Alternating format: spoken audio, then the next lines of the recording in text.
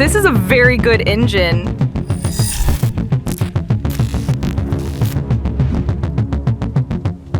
We use modern technologies that everyone is delighted with. You might have heard fans of this game say things like, they used to make games better back in the day, often pointing to Dungeon Siege as a prime example of cutting-edge technology for its time. So good, in fact, that it still holds up as a benchmark today. But the truth is, most of those people don't really understand what they're talking about. At first, I too was misled by all the hype about the game's supposed technical brilliance. I hadn't taken the time to really dive into its inner workings. The reality is that Dungeon Siege did have a solid technical foundation. If fully realized, it could have easily been seen as the graphical milestone of its era. In that case, the first game that came to mind when we think of groundbreaking graphics wouldn't be Crysis. It would be Dungeon Siege. But part of the development team handled their job clumsily and irresponsibly, which made it impossible to fully unlock the engine's potential. Today, I'm going to present a wealth of technical analysis that I've done in the process of creating a remaster of Dungeon Siege 2. I highly recommend watching this video to the end. You're going to learn a ton of fascinating stuff.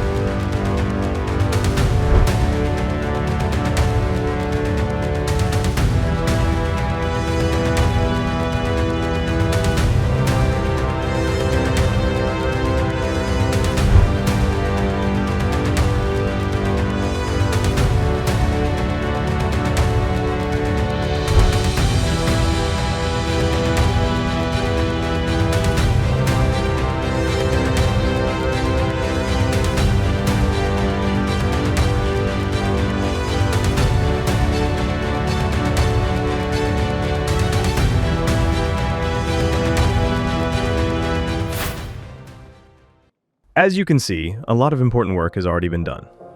I've created shaders that are doing an excellent job so far. But before we move on, I want to give a big thank you to the sponsors of this channel. It's thanks to these amazing and dedicated individuals that this channel is still going strong. If you'd like to support the channel as well, you're more than welcome to. Every single cent you contribute will be used as efficiently as possible for current and future projects. You can also choose to specifically support the Remaster. There's a special sponsor tier on the channel just for that. Remaster sponsors will receive exclusive bonuses and get early access to test out the Remaster's resources before anyone else. I'll share more details on that a bit later. And no, I haven't forgotten about the Diablo sponsors. I promised them early access to the Book of Evil Tyrael app as a bonus, complete with premium features and the best functionality available. I'm also planning to register the copyright for the app to protect our YouTube community from potential online scammers. Once that's done, all eligible sponsors, and anyone else interested, will be able to access the app. Alright, let's move on to the remaster. What comes next is especially important for anyone interested in writing shaders or creating high-quality mods for Dungeon Siege 2. So don't close the video or click away. Some crucial technical insights about the game's mechanics and design are coming up. For this video, I recreated nearly the entire Calrathia map from scratch. It was a necessary step to highlight some key technical aspects. Let's start from the very beginning.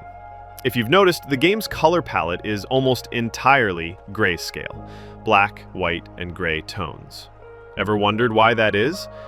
I didn't give it much thought at first either, but it turns out to be very significant.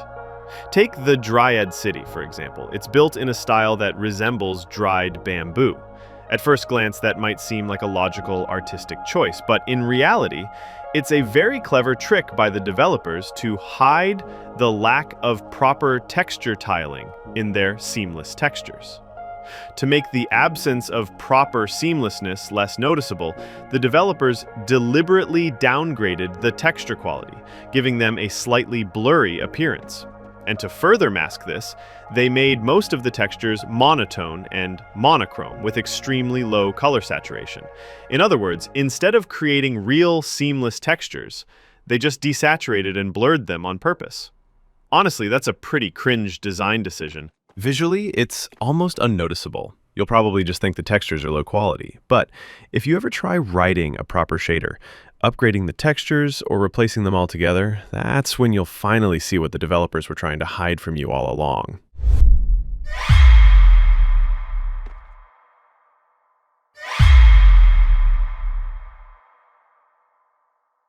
This game doesn't have any conceptual implementation of seamless textures. That's a major issue if you ever plan on improving the textures. But right now, I want to show you another critical problem hidden in the game. Let's jump straight to the evidence. Here's a section of an exterior node from the game, but if you take a closer look, you'll notice an unoptimized 3D model. And if you look even closer, you'll spot gaps and disconnect the geometry between parts of the node's 3D model. In other words, it's extremely sloppy and careless work. And no, this isn't a rare exception. This is how most of the 3D models in the game were made.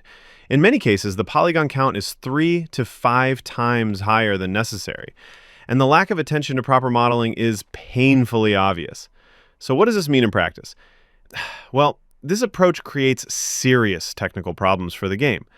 The lack of proper 3D optimization puts excessive load on a single CPU core, and as a result, your FPS will take a major hit. This issue becomes especially noticeable when you increase the camera's draw distance.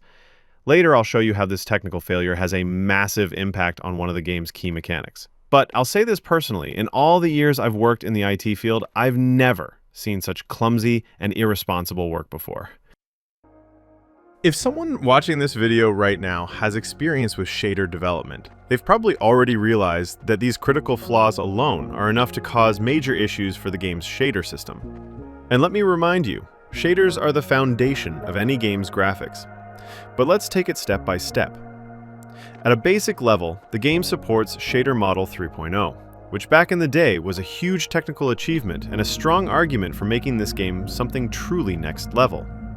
The game's programmers clearly worked hard to make it one of the most advanced-looking games of its time, a real showcase of what modern graphics could be. Honestly, the game had some incredibly promising technical potential for that era. But a portion of the development team handled their responsibilities so poorly and so carelessly that they essentially sabotaged the engine's future capabilities. This game is a textbook example of how a development team can destroy the true potential of a game engine from within. Now, let's get into the facts. During my initial analysis of the shader system, I discovered that not a single shader was actually using Shader Model 3.0. There weren't even any placeholders for it, and that seriously surprised me. There was one important shader, though, called .3, but strangely, it wasn't being used anywhere in the game. Based on its structure, I concluded it was a kind of sample shader, meant to demonstrate how to implement normal mapping. But the fact that it was never used, and that there were no concrete examples of its implementation, was really concerning. Even more surprising, that shader didn't make it into the game's expansion at all. It was completely gone. After confirming once and for all that the game engine does support Shader Model 3.0, I decided to completely drop the use of Marty's Mod's shaders. Instead, I made it my goal to fully unlock the potential of Shader Model 3.0. From that point, I began an in-depth study of the game's internal mechanics and started writing a wide range of shaders based entirely on Shader Model 3.0.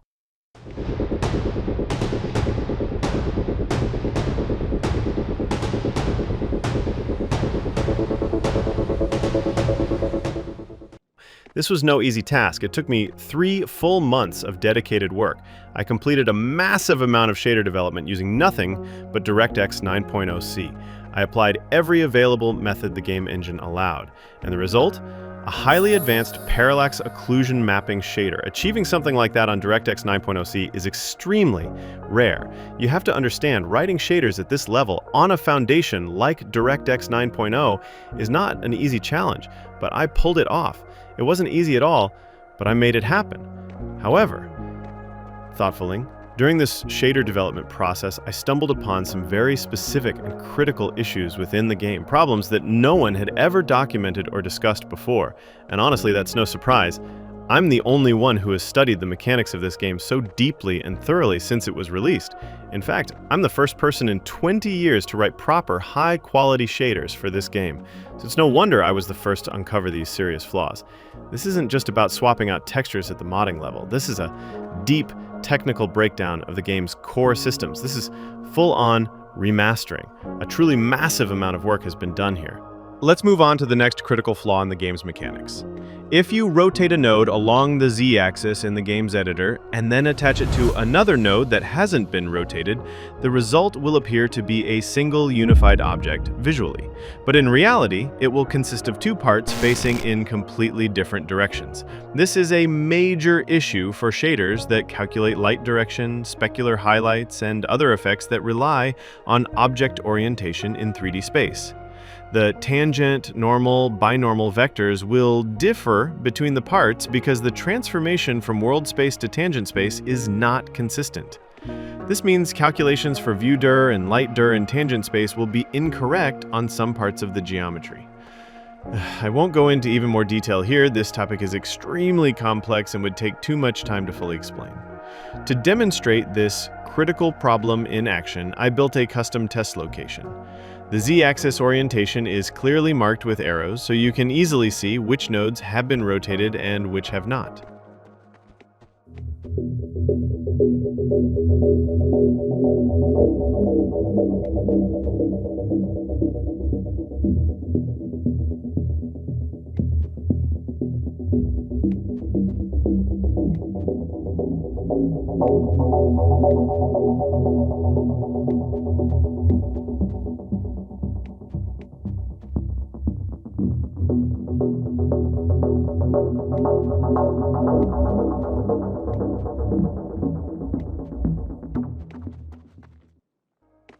I identified this bug as the flip nodes bug. Fixing it is actually very simple. You just need to align the connected nodes to share a common orientation along the Z-axis within the same region in the game editor before exporting the scene.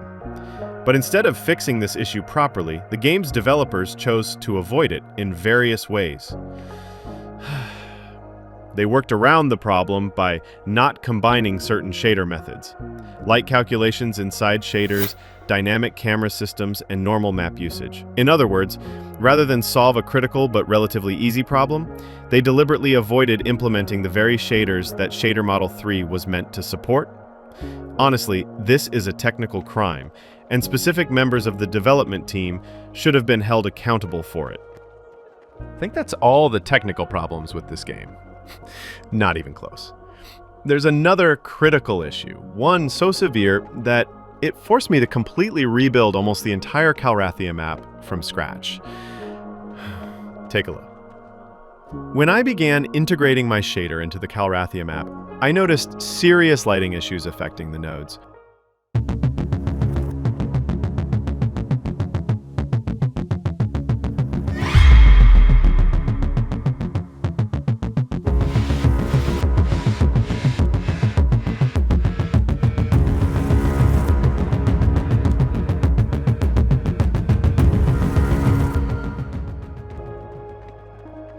To verify the problem, I recreated a separate section of the map, and interestingly, there were no lighting issues on that problematic area.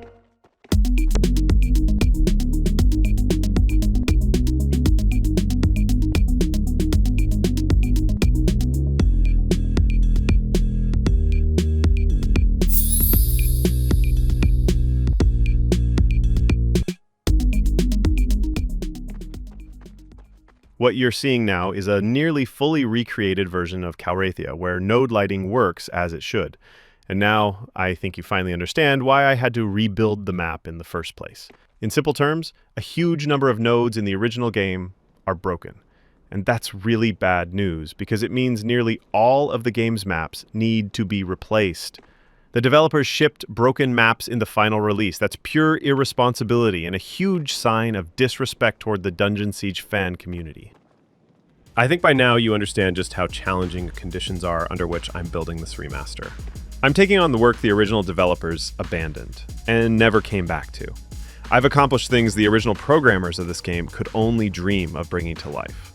In many ways, you could say I'm continuing the vision they once had. When the developers finally realized the core technical issues within the game, they must have understood that fixing everything would require rebuilding the game from the ground up.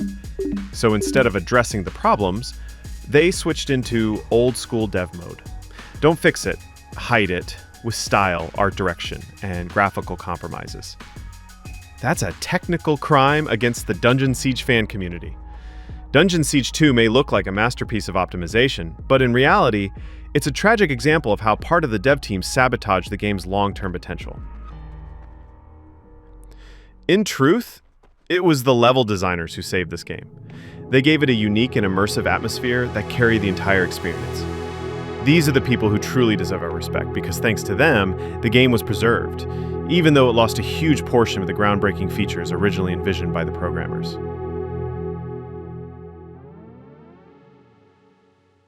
All of these changes have led to a shift in the remaster's development path. Unfortunately, due to critical issues in the game's core mechanics, creating a fully polished remaster in Express mode just isn't possible. That's why I've decided to take a different approach.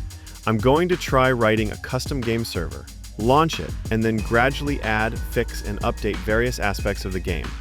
This way, we can bring multiplayer back to life right now while steadily improving the game over time. It's a far better option than waiting for a full remaster release. You'll be able to play the game's multiplayer and receive continuous updates and fixes along the way. Thanks for watching the video all the way to the end. If you have any questions, suggestions, or just want to share your thoughts, I'd love to hear from you in the comments below.